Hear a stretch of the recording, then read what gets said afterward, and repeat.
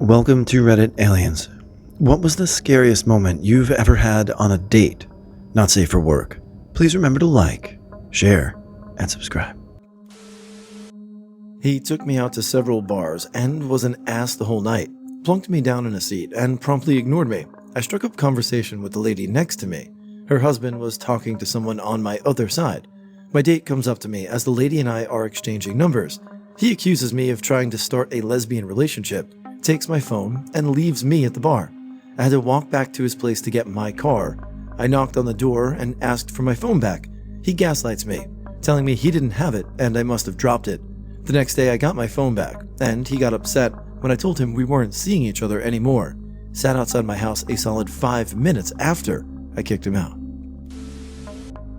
I was once told in the car coming back from the date that I would look good in a coffin. I swear to God that I left in his car in the middle of nowhere, and yet I felt safer than sitting next to him.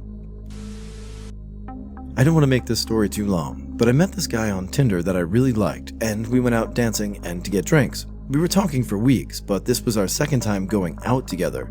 During the time we were talking, there were a lot of little red flags that would tell me he drank too much, but I was a lot younger and naive back then and tried to give him the benefit of the doubt. Anywho, out of nowhere he's like, "Let's go outside." Starts messing around on his phone and is telling me, "I'm trying to find us a way out of here," and said the guys standing by the door were after him. So I'm like, okay, let's go back to my car so maybe we can go somewhere else. My car was parked pretty far away because we had gone to multiple locations that night. Anyways, he gets it into his head that multiple people are after him, like random people on the street. Once we were in a part of downtown that wasn't so busy, nobody around, he started to think that I was out to get him too. I was trying to call his friend, who was nearby, to come get him, but he took my phone away from me because he thought I was calling the cops, and then he threatened me. I got scared because I thought, if he hurts me and leaves me here, nobody's going to find me until morning. And it was pretty cold out. His friend eventually came and got him, and I left. Once I was safe, I was jittery all night from the anxiety, having been in rocky relationships before. I told him about it the next morning, and he didn't remember any of it. I broke things off shortly after. Dating an extroverted woman that convinced me to go out dancing or clubbing with her. She got drunk and started talking shit to some chicks and their boyfriends somehow and telling them I would beat their ass. The bouncer stepped in, but they were mean mugging me all night. I thought I was going to get curb stomped or shot at coming out of the club. I just turned 18 and met this guy at a job I was at. My long-term partner had recently passed from a drug overdose, and this guy invited me to a classic car show. I wasn't really interested in him, but my parents said I should go. I decided why not. He complained because I didn't wear a dress, first red flag. Then he asked me if I was afraid of guns. I said, not really, I've shot them before. Well, he pulled out a pistol in the middle of the car drive. I was hours away from home with this guy that I just met, and he had a gun. This was at the beginning of the date. I tried to get him to take me home, but I had to spend several hours with him. I ended up getting away from him using the bathroom excuse and calling my parents. It was the worst and most frightening date I've ever been on. When I was 18 and naive, I went to the cinema with this guy from Tinder, and the whole time he kept touching my leg and trying to put his hand up my skirt. It gave me the ick, and I just wanted to leave. After the movie, he dropped me home and I went upstairs to bed. About 10 minutes later, I turn around and the guy from the date is standing in my bedroom threshold. I was home alone for the weekend too, so I started to panic. I asked him why he was in my room, and he said he needed the toilet. Knocked, but apparently I didn't hear, so he let himself in. At this point, my heart was pounding in my chest, and I didn't know what to do. He said he had a really nice time and basically pushed me onto my bed and started kissing me. I pushed him away as nicely as possible and said my mom would be back in a minute. He then left, and I locked the door behind him. I didn't sleep that night, and was terrified he'd break in or something. I took my date to the city from the burbs, maybe a 15 to 20 minute ride. I was 17 and had an old S-Class Benz that I bought from my dad's friend, an old-timer who didn't use it too much and owed my dad some money for work on another car. The car ran like a dream and I loved it. We were on the E-way and traffic started to build up, so I removed my foot from the gas, and as I braked I noticed the gas pedal was stuck at about 60 miles per hour. Without thinking, I reached down and tried to pull the pedal back. I did it just in time without her noticing. I didn't tell her anything and the date went spectacular. I damn near broke a rib bending like that. Don't forget to stretch, kids. It could save your life. I was at a guy's house. It was like our 4th time meeting, and we started getting a bit more touchy and kiss more. I said I was gonna head home around 12, and as I had a long day, and he got in my face and got super aggressive and angry about it, leave like a child having a tantrum, asking me why I didn't want to stop over at his place. This guy was 6'6", huge muscular guy who could probably pick me up with one hand. I stood my ground and told him to stop overacting and respect my decision. After that blow-up, I never saw him again. Should have seen the flags, as he always claimed his exes were crazy. Yep, looks like he was the crazy one. First date with my wife, she took me off-roading, and when we went over a hill into a dip, a donkey was just chilling in the middle of the trail. We drove off the trail and finally came to a stop without hitting any of the car-sized boulders that are common in that area. The donkey just stood there the entire time, not giving a F.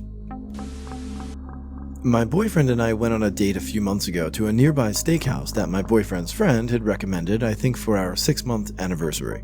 The evening was lovely, and we decided to walk home along the canals.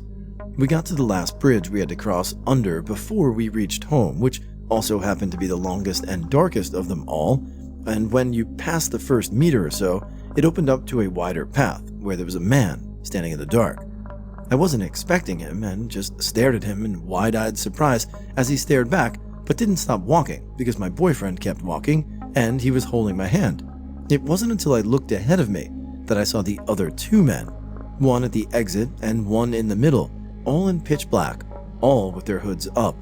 The walk through that canal is, to date, the longest 15 seconds of my life. Luckily, nothing happened, but my boyfriend and I were dressed nicely because we had been on a date, plus steakhouses are expensive.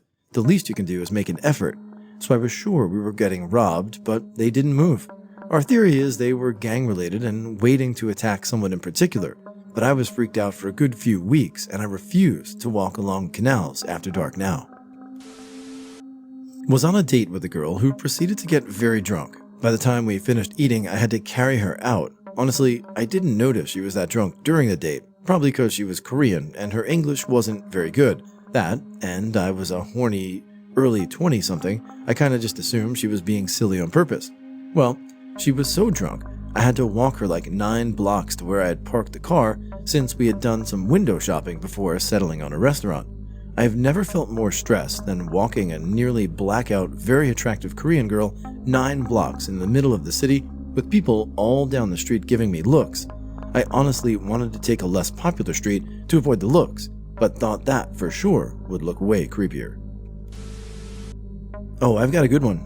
This guy was my roommate's friend and would usually give her rides back home and kick it at the house after work.